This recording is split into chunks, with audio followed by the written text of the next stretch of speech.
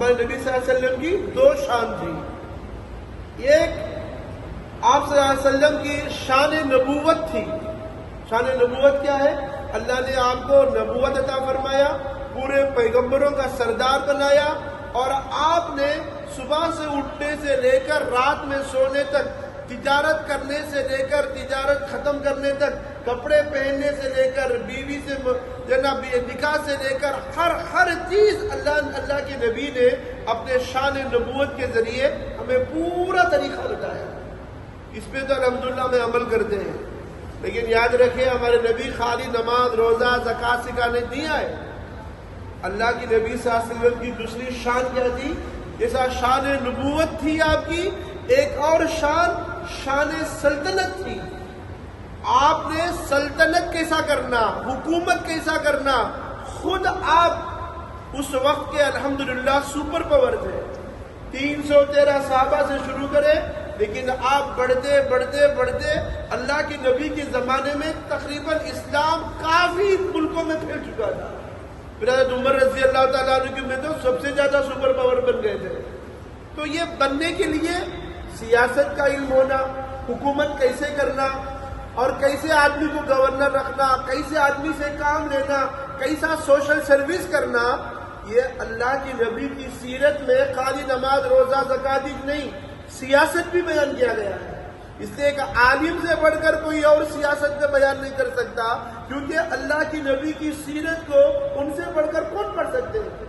اس لیے یاد رکھیں کہ ہمارے سامنے جب الیکشن کا معاملہ آتا ہے تو سب سے زیادہ ہم علماء سے جڑے، علماء سے پوچھیں کہ ہم جو ہے نا ایسے موقع پر، کیونکہ ایک حکومت ہم کسی کے ہاتھ میں دیتے ہیں، ووٹ کے ذریعے ہم کسی کی سفارش کرتے ہیں.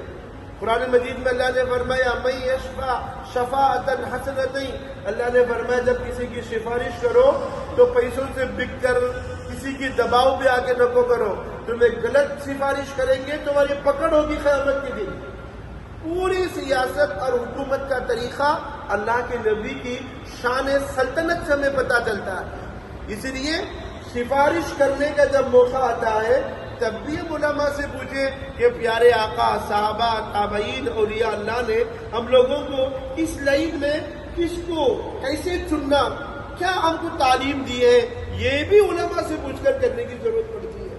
ورنہ ہم غلط آدمی کو ڈال دیں گے تو پھر کیا ہوتا، 5 سال تک ایک ظالم ہم پر مسلط ہو جاتا، جو نہ ہمارے مدارس، نہ مساجد، نہ خانقاہیں، آپس میں اختلافات، بہت سارے معاملات آتے ہیں. اس لیے ہر بچے کو جو 18 سال پار ہو گیا ووٹ ڈلوائے، اور خصوصاً ہماری ماں بہنیں ووٹ کے دن پردہ بول کر جو نا گھر سے باہر نہیں نکلتی. لیکن یہ بہت بڑی پوچھ ہوگی. ہو سکتا ہے تمہارے 1-2 ووٹ کی وجہ سے بھی ایک صحیح آدمی آ جائے. ہم کسی پارٹی کی بات نہیں کرتے، لیکن ووٹ کس کو ڈالنا، کیسے ڈالنا، اور ووٹ کی اہمیت کیا ہے، یہ ساری چیزیں بھی ہمارے اکابر علماء نے پیارے آقا کی سیرت کے ذریعے ہمیں بتایا ہے. تو ہمیں ضرورت ہے کہ ہمارے اس دن بوڑھی بھی رہنا ہماری ماں ایک ووٹ بھی ضائع کرنے نہ دے. جس کا ووٹ کارڈ نہیں ہو گیا، ایسا حکومت ہے آج کل آگے چل کر تمہیں انڈین ہی نہیں بول کے جو نا ہم پر جو نا NRC یا کچھ اور تھوپنے کے لیے بھی تیار ہوگی. اس لیے ووٹ ضرور بنائیں. اور کسی کا انتقال ہو گیا ہے تو ان کا ووٹ باقاعدہ جا کر وہ ووٹ کو کینسل کرائیں. اگر وہ ووٹ کینسل نہیں کرائیں گے، وہ ووٹ میں کیا ہوگا کہ لوگ چور ووٹ وہ نام سے ڈال کر کوئی غلط آدمی بھی آ سکتا ہے. اس لیے جو انتقال ہو گیا ان کا ووٹ کو کینسل کرائیں.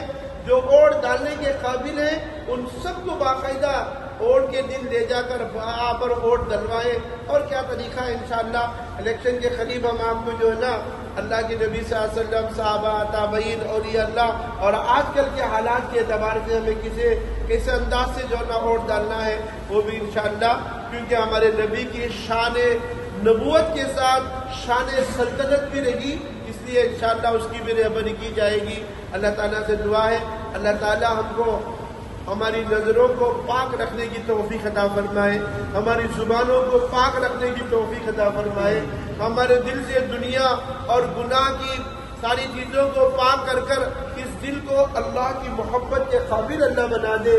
اور بالخصوص رجب کا مہینہ جس میں نماز کا تحفہ اللہ نے ہمیں عطا فرمایا ہے، نماز کو سمجھ کر پورے ارکان کو صحیح طور پر ادا کر پیارے آقا جیسی نماز پڑھنے کی اللہ مجھے بھی اور آپ کو بھی توفیق عطا فرمائے.